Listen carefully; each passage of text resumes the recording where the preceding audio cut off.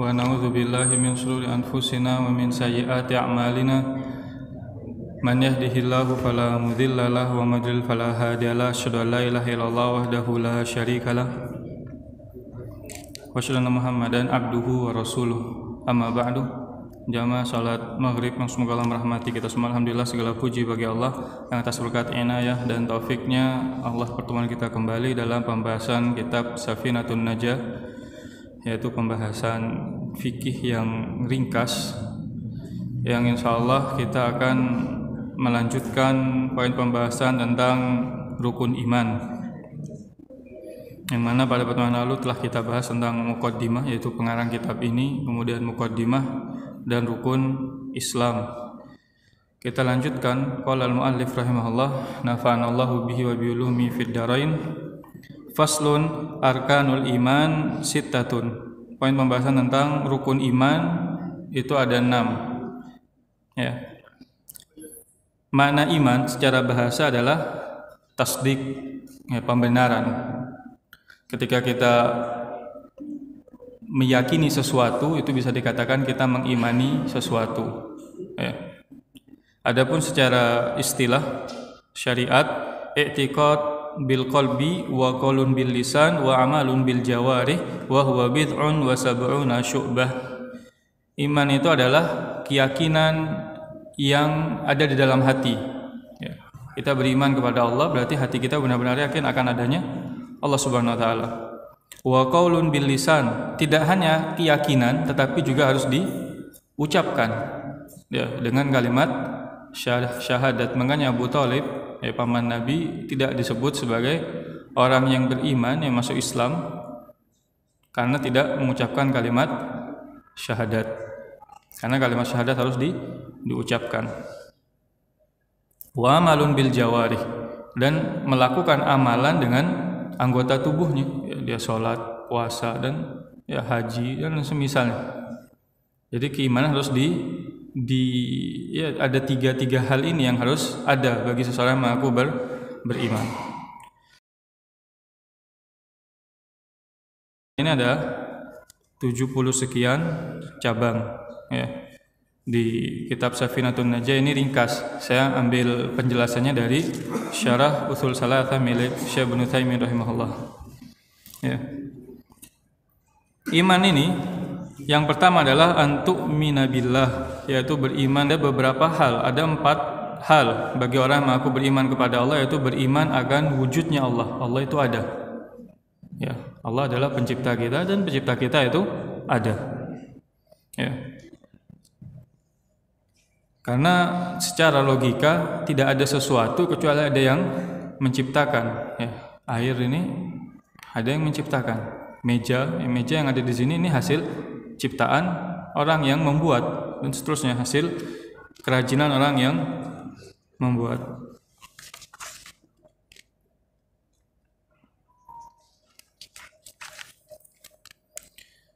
Yang mana juga kita harus mengimani akan rububiyahnya Allah. Ya, rububiyah artinya Allah yang menciptakan, Allah yang memiliki, Allah yang mengatur semuanya. Ya, bukan hanya Allah menciptakan kemudian Allah tidak memiliki. Ada sebagian orang yang bisa membuat tapi dia tidak bisa memilikinya. Jadi dijual misalkan hak ciptanya, makanya ada hak cipta mungkin untuk menjadi hak miliknya. Kalau itu memang ciptaan saya, tapi Allah ketika menciptakan sesuatu itu pasti adalah milik Allah.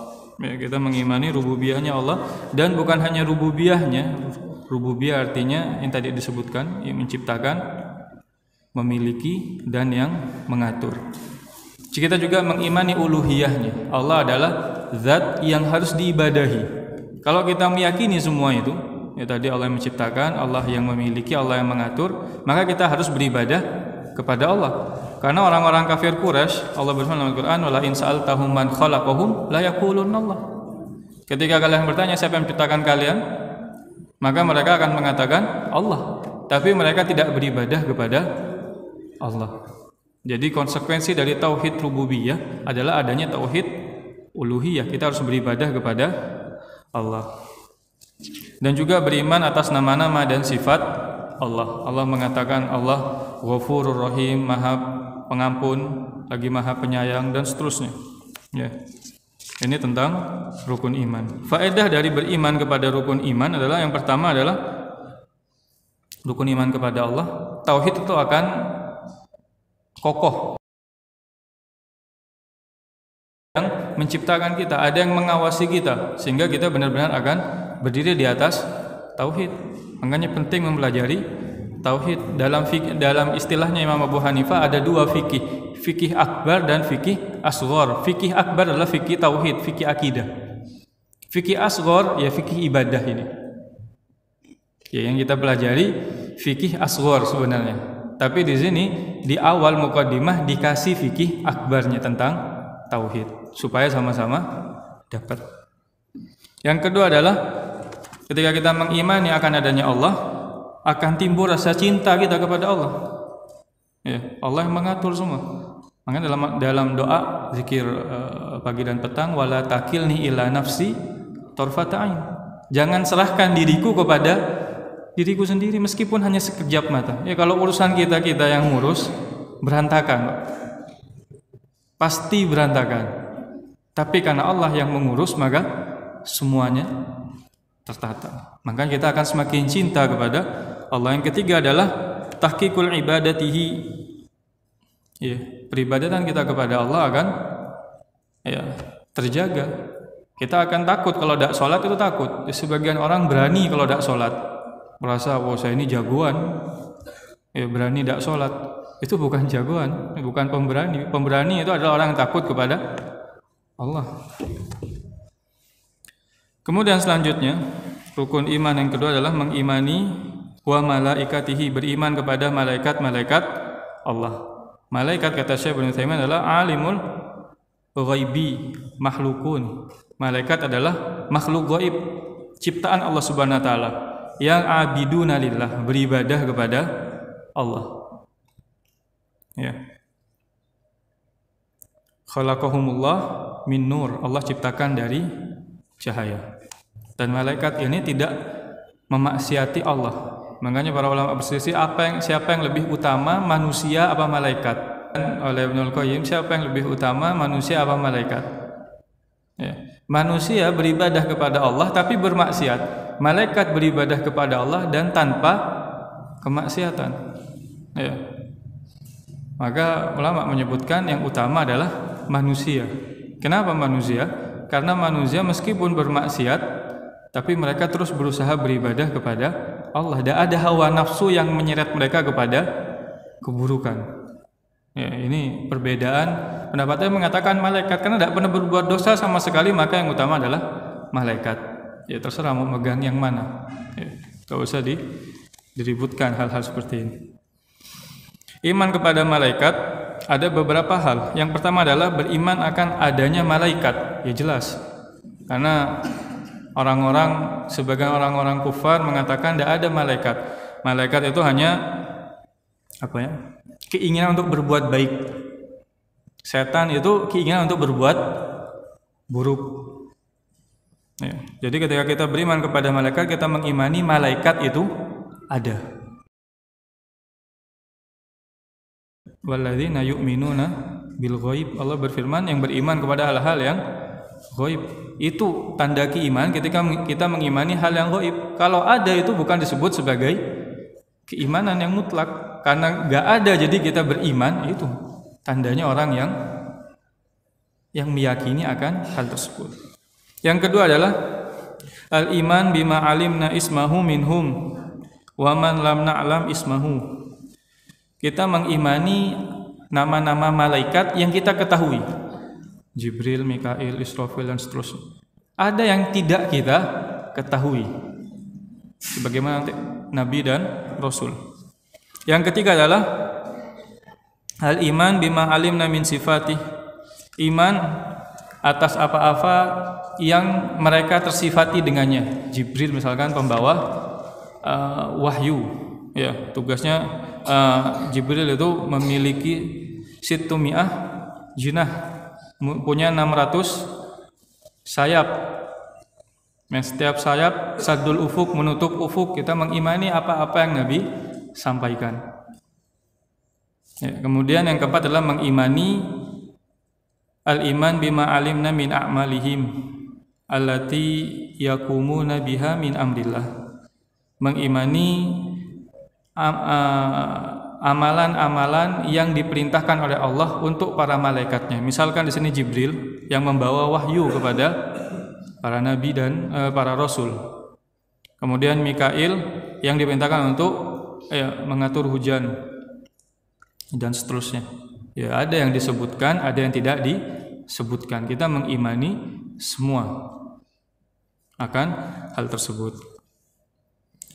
Di antara faedah beriman kepada malaikat-malaikat Allah adalah yang pertama adalah al-ilmu bi azamatillah wa quwwatihi wa sultani fa inna azamatal makhluk min azamatil khaliq. Mengimani keagungan Allah. Kenapa? Karena ketika Allah bisa menciptakan makhluk yang begitu agung seperti malaikat yang begitu besar, ya, maka penciptanya tentu lebih lagi, lebih perkasa, lebih agung, lebih besar. Maka setiap saat kita menyebutkan Allahu Akbar, Allah Maha Besar, bukan cuma besar tapi Maha Besar, ismu tafdhil, akbar. Bukan kabir. Kabir itu besar, tapi akbar lebih dan paling besar. Yang kedua adalah syukrullah ta'ala ala inayatihi bi bani Adam. Dengan kita mengimani malaikat, ya, makhluk yang bernama malaikat ini, yaitu malaikatnya Allah, maka kita akan banyak bersyukur kepada Allah. Karena malaikat dikasih tugas untuk menurunkan hujan, ya, untuk ini, untuk itu, semua udah diatur oleh Allah melalui malaikatnya. Otomatis kita akan semakin cinta kepada Allah, banyak bersyukur kepada Allah. Ya. Yang ketiga di antara faedah beriman kepada malaikat adalah mahabbatul malaikah ala ma qamu bihi min ibadatillah. Kita mencintai malaikat.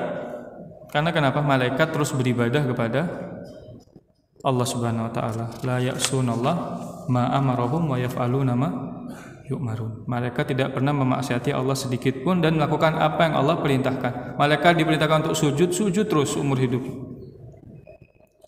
Untuk tasbih terus tasbih. Dan begitu. Yang ketiga adalah beriman di antara rukun iman, beriman kepada wa kutubihi, beriman kepada kitab-kitabnya Allah. Ya. Makna kitab adalah al-kutub allati anzalahallahu ta'ala ala rusulihi wa rahmatul lil khalqi wa hidayatul lahum liyasilu bihi ila sa'adatihim fid dunya wal akhirah. Makna beriman kepada kitab Allah adalah kitab yang Allah turunkan kepada Rasulnya. Ya, kitab samawi istilah. Sebagai rahmat bagi makhluknya Allah Subhanahu wa taala dan hidayah. Ya, kalau Allah sudah menurunkan Al-Qur'an berarti itu hidayah, petunjuk supaya kita mengikuti Al-Qur'an. Kaumnya Nabi Isa telah diturunkan Injil, maka mereka beriman kepada Injil supaya apa? Bisa sampai kepada jannahnya Allah dengan perantara, ya, tadi itu kitabnya yang dibawa oleh Nabi Isa. Setelah diutus Nabi Muhammad, maka semua harus beriman kepada Nabi Muhammad SAW sebagai penutup para nabi dan para rasul. Ketika kita mengaku beriman kepada kitab-kitab Allah, maka ada 4 hal yang harus kita lakukan. Yang pertama adalah beriman bi anna nuzulaha min indillahi haqqan. Yang pertama adalah kita meyakini bahwa kitab-kitab Allah ini turun dari Allah. Al-Qur'an ini kita yakini 100% turun dari Allah, firman Allah Subhanahu wa taala yang hak. Enggak boleh ada keraguan meskipun satu huruf. Ya. Karena mengingkari satu ayat dalam Al-Qur'an itu merupakan kekufuran. Oh, saya dah yakin ayat ini benar. Tak boleh.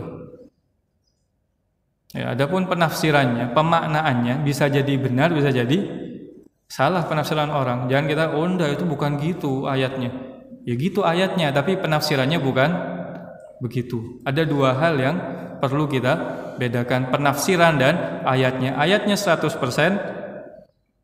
benar dari Allah Subhanahu wa taala, firman Allah. Adapun penafsirannya, ada orang menafsirkan benar, ada yang menafsirkan salah. Ya, penafsirannya itu yang perlu nanti dikoreksi. Ya mungkin sebagian dari kita mengetahui bacaan yang dibaca oleh imam di Indonesia. Ada bacaan-bacaan lain. Ada 7 qiraah yang mutawatir dan 3 qiraah yang tidak mutawatir. Ada 10 qiraah dalam Al-Qur'an. Ya. Yang mungkin dibaca di luar negeri, Pak. Di Afrika, di Sudan, yang mana di luar. Yes. Kalau di Indonesia wadduha wal laili idza saja dan seterusnya. Di luar membaca wadduha wal laili idza saji. Ya. Itu sebenarnya ada di pembahasan ilmu nahwu. Itu lahjahnya orang Arab di zaman itu. Yang ma'ruf di Indonesia wadduha, di luar wadduha jangan kita katakan itu enggak benar itu. Ya sama-sama benar cuman tidak ma'ruf.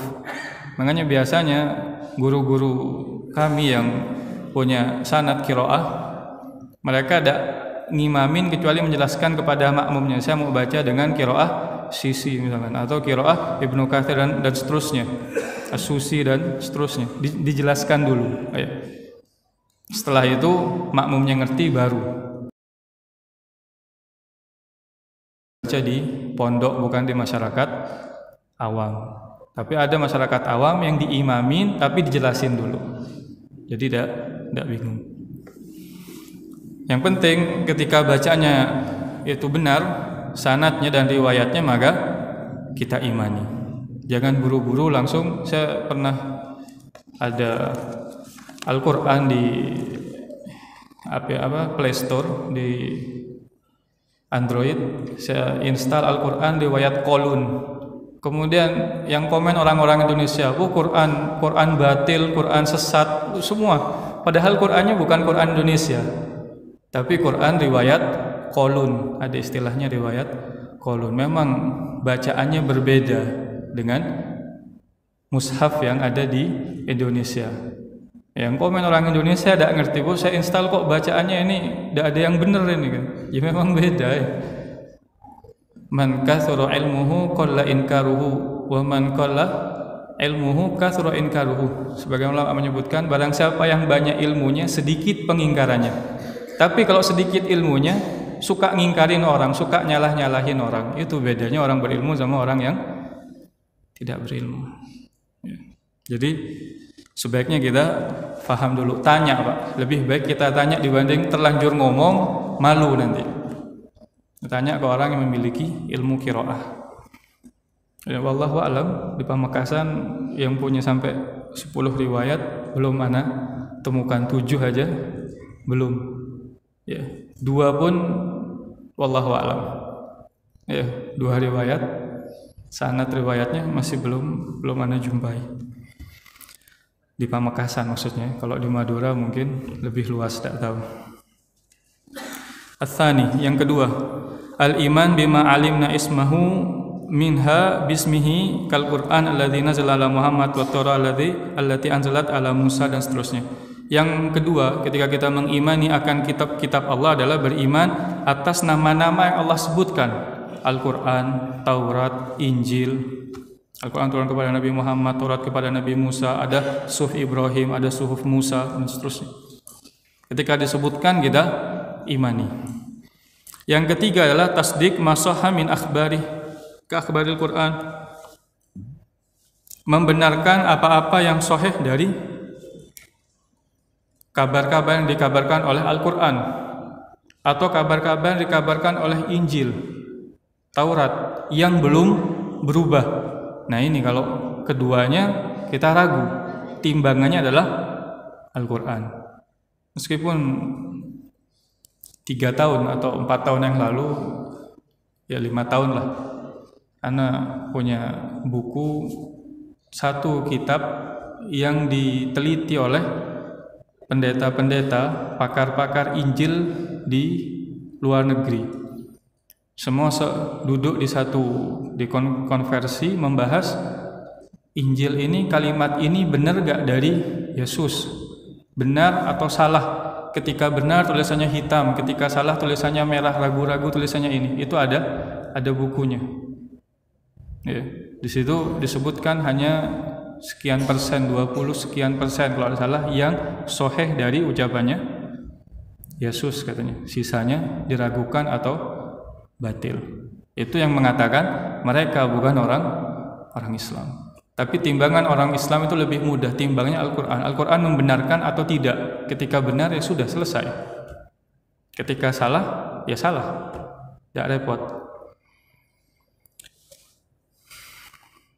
Kemudian yang keempat, ketika kita mengaku beriman kepada kitab-kitab Allah adalah al-amal bi ahkam ma lam yansakh minha wa ridha wa taslim bihi sawa'un fahimna hukmahu am lam nafham. Yang keempat adalah mengamalkan hukum-hukum yang ada selama belum dihapus hukumnya. Dalam Al-Quran ada hukum yang dinasakh, dihapus, ada yang enggak dinasakh. Kalau dihapus maka kita tidak perlu mengamalkan, tapi kalau belum maka kita harus mengamalkan.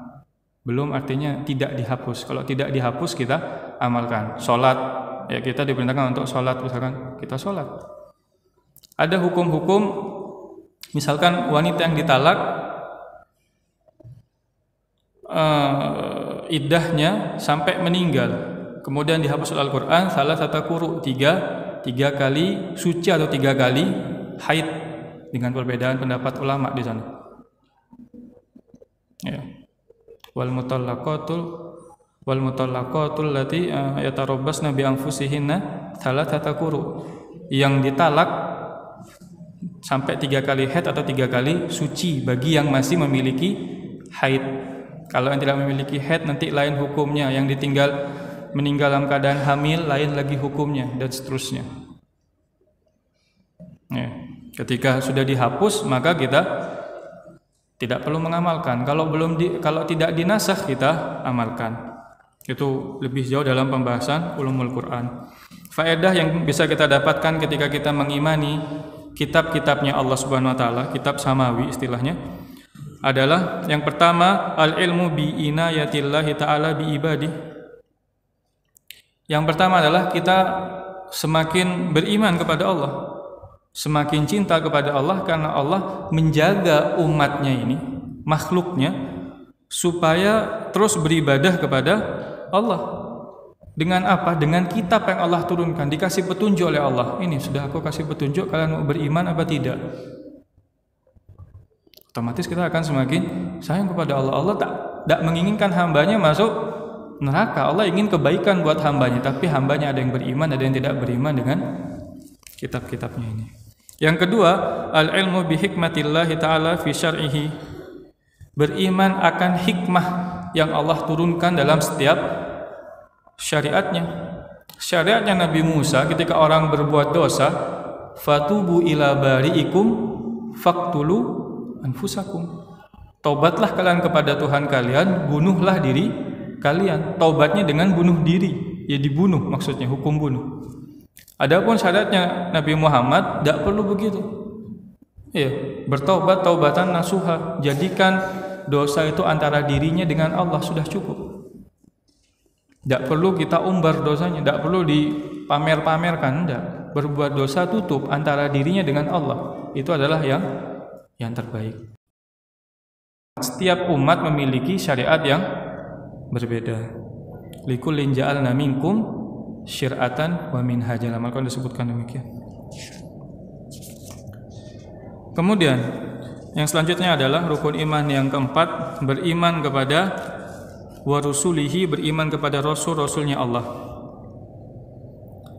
Ya, makna rusul man auha ilaihi minal bashar bi syar'in wa amrin bitablighi. Makna rusul adalah makhluk Allah, manusia yang Allah turunkan kepadanya wahyu dan Allah perintahkan untuk menyampaikan wahyu tersebut kepada manusia yang lain, kepada makhluk-makhluknya. Ya, itu makna rasul. Hal-hal yang perlu ada bagi orang yang mengaku beriman kepada rasul adalah al-iman bi anna risalatahum haqqun minallah. Beriman bahwa risalahnya ya, itu hak dari Allah Subhanahu wa taala. Tidak boleh kita mengingkari, oh enggak, ini tidak benar ini. Enggak. Ketika sudah hak riwayatnya, ya, sahih khabarnya, maka kita harus mengimani hal tersebut.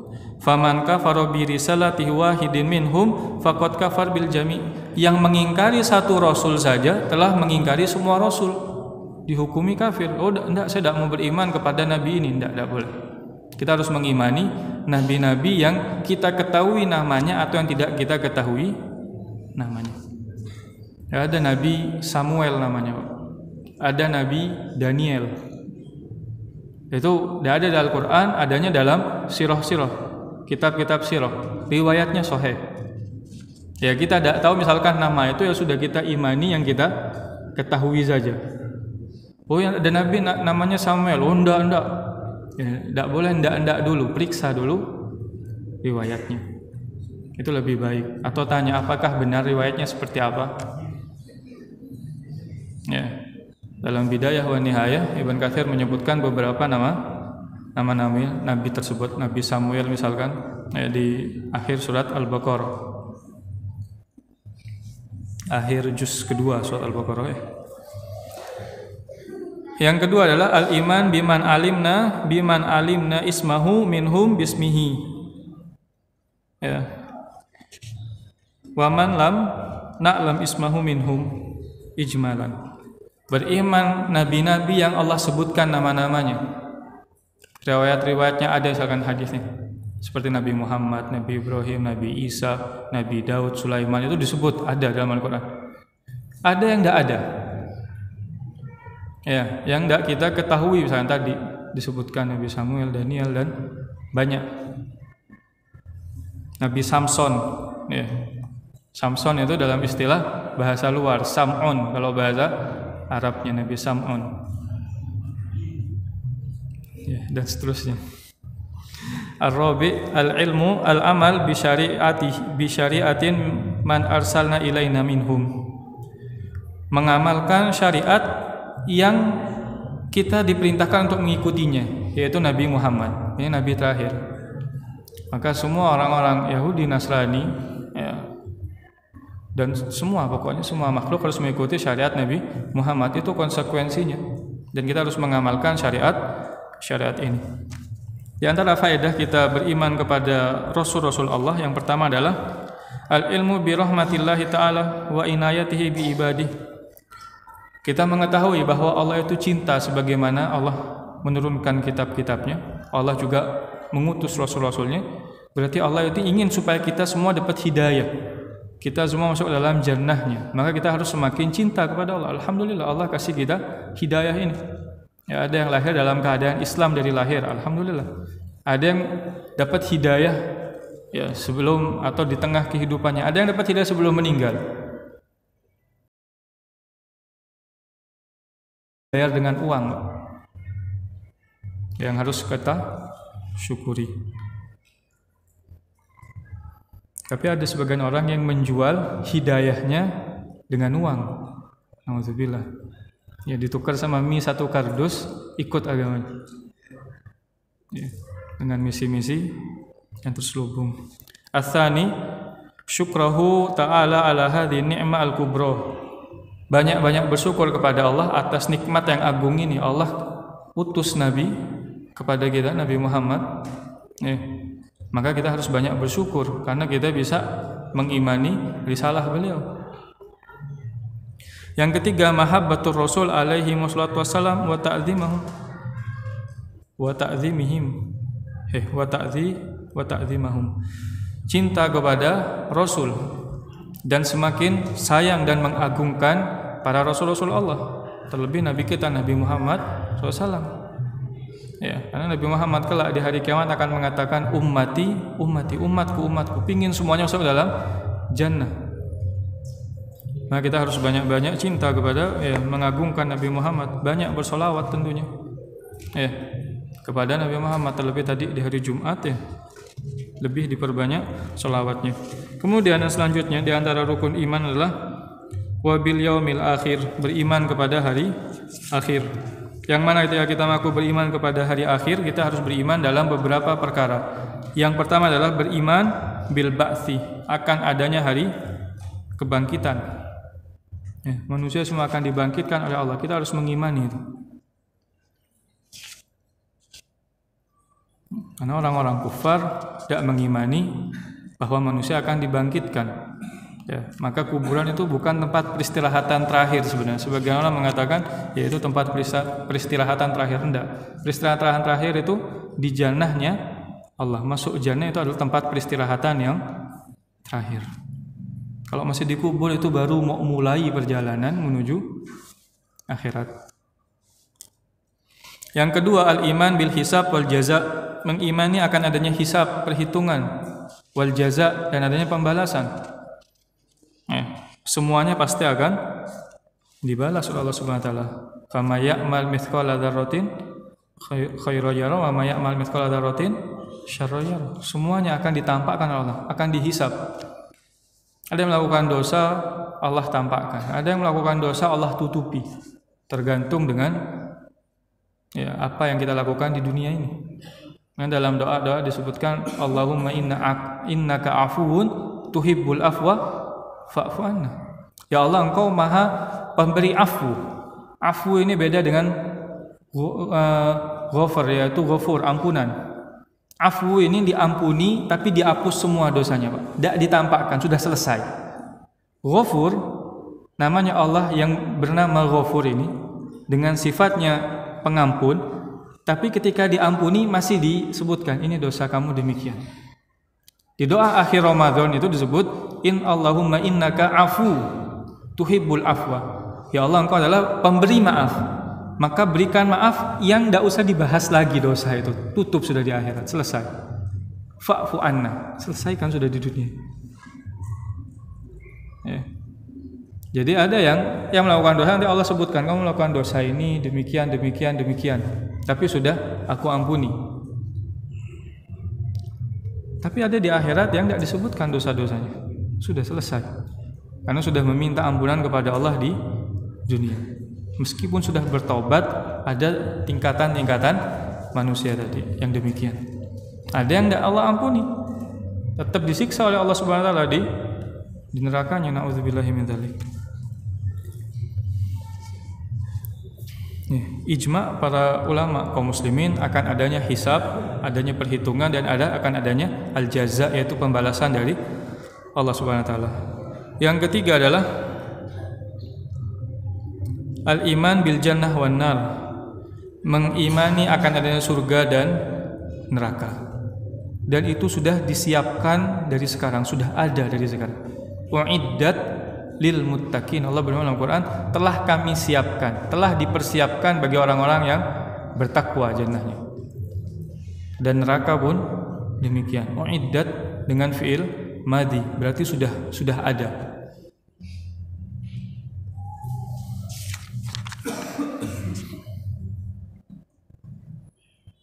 Bagi orang yang beriman kepada hari akhir, maka kita juga harus mengimani akan apa yang ada setelah kematian. Yang pertama adalah adanya fitnah kubur, pertanyaan kubur. Man rabbuk, man nabiyyuk, ditanya semua di kubur. Nah, di sini nanti ada perbedaan pendapat di kalangan ulama. Sebagian masyarakat kita kalau setelah dikubur ada yang ditalkin, Pak. Ya fulan, apa? Ya tonton. Sebenarnya saya sedikit mau menengahi. Ibnul Qayyim, Imam Nawawi, dan banyak ulama yang lain mengatakan talqin di kubur itu perkara yang mustahab. Mustahab berarti suatu hal yang diperbolehkan, bahkan ditekankan. Ini ada di Zadul Ma'adnya Ibnul Qayyim, ada di Raudatul Talibinnya Imam Nawawi. Mungkin di sini nanti ribut boleh ma'abud ngebe perkara-perkara syani boleh ya. Endokan yang ani ini, Pak. Ini ada. Ibnul Qayyim ulama Hanabilah, Imam Nawawi ulama madhab Syafi'i. Maka dua madhab ini mengatakan talqin di kubur termasuk perkara yang mustahab. Apakah ada nasnya? Sahabat Nabi sebelum meninggal minta ditalqin demikian. Ini sahabat Nabi. Kalau perlu rujukannya saya kasih. Saya sudah membahas ini beberapa tahun yang lalu. Dianggap umat ngibu perkara syani. Ini sahabat Nabi yang ngomong. Jadi ketika masyarakat melakukan hal itu ada dasarnya. Banyak, bukan cuma 1-2. Imam Nawawi siapa yang tidak kenal, kitabnya kita baca terus. Ibnul Qayyim pun demikian, muridnya Ibnu Taimiyah. Jadi yang mau mengamalkan ya silahkan, yang tidak mau mengamalkan ya silahkan. Ini perkara ijtihadiyah. Ya. Ini masalah fitnah kubur.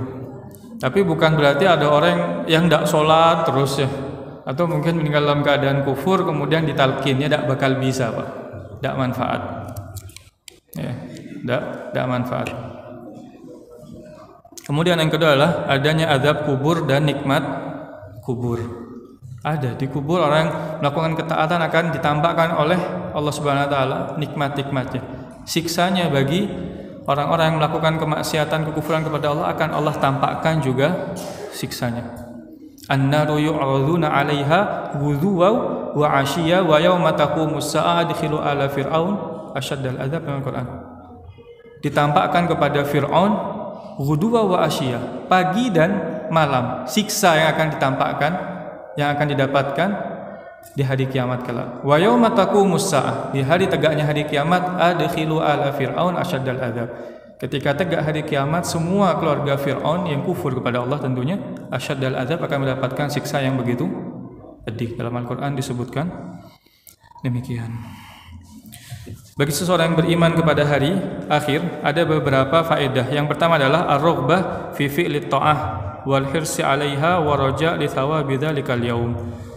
Semakin suka melakukan ketaatan, karena kita tahu ketika kita banyak sholat, banyak sedekah, banyak ngaji, akan kita dapatkan faedahnya. Akan kita dapatkan faedahnya orang berpuasa, misalkan orang yang rajin berpuasa, masuk dari pintu royannya Allah Subhanahu wa taala, dapat pahala yang begitu agung. Orang sholat pun demikian, orang yang banyak sedekah demikian, akan semakin suka beramal soleh. Karena apa? Kita tahu akan ada balasannya. Yang kedua, ar-rahbah inda fi'li maksiyah, semakin takut melakukan maksiat. Karena kita tahu ketika kita melakukan kemaksiatan, akan Allah balas. Sekecil apapun itu, mendolimi orang sekecil apapun pasti akan Allah balas. Bisa jadi orangnya sudah tidak mau ribut, tapi tetap akan Allah balas hal tersebut. Ya, contoh mudah, Pak, yang mungkin kita anggap sepele, buang sampah ke rumahnya orang misalnya. Lagi jalan ada sampah, itu perbuatan dolim sebenarnya kepada orang yang punya rumah. Tetap akan Allah balas. Semua yang kita anggap itu biasa, jangan anggap biasa. Ya. Kemudian yang ketiga, tasliyatul mu'min amma yafutuhu minad dunya bima yarju minan na'imil akhirah wa thawabuha. Kalau ada orang mukmin misalkan ingin mendapatkan sesuatu di dunia, tidak bisa dia dapatkan, maka dia berharap mungkin di akhirat bisa dia dapatkan. Ulama-ulama tadi disebutkan Imam Nawawi, Ibn Taimiyah dan banyak ulama lain, mereka gak menikah di dunia, gak punya keturunan, tapi mereka akan mendapatkan hal tersebut kelak di jannahnya Allah. Ya. Meskipun tidak punya anak, ya seseorang ini kalau punya anak ada yang mendoakan, ya kan? Rabbighfirli wa liwalidayya dan seterusnya. Kalau orang tidak punya anak, biasanya yang mendoakan itu ya adalah, tapi cuma beberapa. Tapi ulama-ulama tadi, Imam Nawawi, Ibnu Taimiyah dan banyak ulama lain yang tidak menikah, tidak punya anak, tapi yang mendoakan semua kaum muslimin yang membaca kitab-kitabnya. Kan luar biasa. Ketika kita baca Riyadhus Shalihin, Arba'in Nawawi, kita baca rahimahullah, semoga Allah merahmatinya. Lebih banyak doanya dibanding kita mendoakan orang tua kita. Itu keutamaan ilmu. Maka banyak-banyak belajar ilmu supaya kita bisa menjadi orang yang bermanfaat. Kemudian kita lanjutkan. Yang terakhir, masalah rukun iman adalah al-iman bil qadar khairihi wa syarrihi minallah. Beriman kepada ketetapan Allah yang baik dan yang buruk, semuanya dari Allah Subhanahu wa taala. Semuanya baik meskipun kita lihat itu hal yang tidak baik dalam pandangan kita. Beriman kepada takdir Allah Subhanahu wa taala ada beberapa perkara. Yang pertama, al-iman bi anna Allah taala alima bi kulli syai' jumlatan wa tafsilan. mengimani bahwa Allah mengetahui segala urusan yang ada yang dilakukan oleh makhluknya. Kita semua mengimani. Ya, kita mau kepleset, Allah pun tahu. Mau. Sebelum kita kepleset, Allah pun tahu. Bahkan 50.000 tahun sebelum ciptaan langit dan bumi, Allah telah menetapkan kalau kita pun akan kepleset tadi. Innallaha khalaqa maqadirul khalaiq qabla an yakhluqas samawati wal ard bi khamsina alf sana. Dalam hadis Nabi menyebutkan demikian. Allah menetapkan takdir makhluk ya, seluruhnya sebelum ciptakan langit dan bumi selama 50.000 tahun lamanya. 50.000 tahun sebelumnya telah Allah catat, dan sebelum itu Allah pun telah mengetahuinya. Yang kedua, al-iman bi annallaha kataba dzalika fil lauhil mahfuz, mengimani bahwa Allah menulis semua urusan ini di Lauhil Mahfuz. Azan. Karena semua lihat ke atas jadi bingung. Tafadhol kalau mau azan dulu.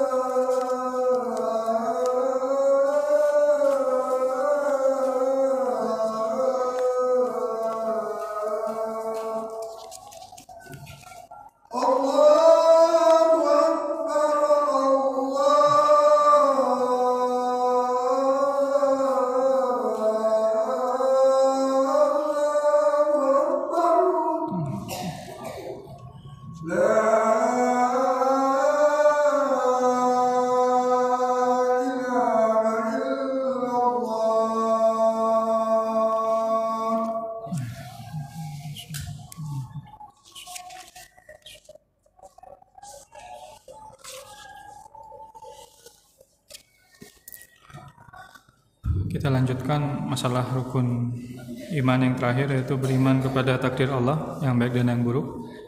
al-iman bi anna jami'il kainat makhluqatun lillahi ta'ala bidzatihi wa sifatihi wa harakatihi. Beriman bahwa semua yang ada di dunia ini adalah makhluknya Allah, ciptaan Allah Subhanahu wa taala. Ya, kita harus mengimani hal-hal tersebut. Dan di antara faedah ketika beriman kepada hari akhir, kepada takdir Allah Subhanahu wa taala adalah al-i'timad 'ala Allah taala inda fi'lil asbab bihaitsu la ya'tamid 'ala sabab nafsahu li'anna kulla syai' biqadarillah taala. Menyandarkan segala sesuatunya itu kepada Allah. Meskipun kita melakukan sebab-sebabnya. Ya. Kita mencari nafkah, kita berusaha kerja. Ya, itu adalah sebab untuk mendapatkan nafkah. Tapi sebab utamanya adalah rezeki dari Allah. Kita bersandar kepada Allah. Sakit, mau sembuh, berangkat ke dokter misalkan, berobat. Kita jadikan sebab ini, sarana ini supaya bisa mendapatkan kesembuhan dari Allah. Fa idza maridtu fa huwa yashfin walladzi yut'imuni wa yaskin. Ucapan Nabi Ibrahim kepada bapaknya, yang memberi ketika aku sakit, yang menyembuhkan adalah Allah. Yang memberi makan adalah Allah Subhanahu wa taala, memberi minum adalah Allah.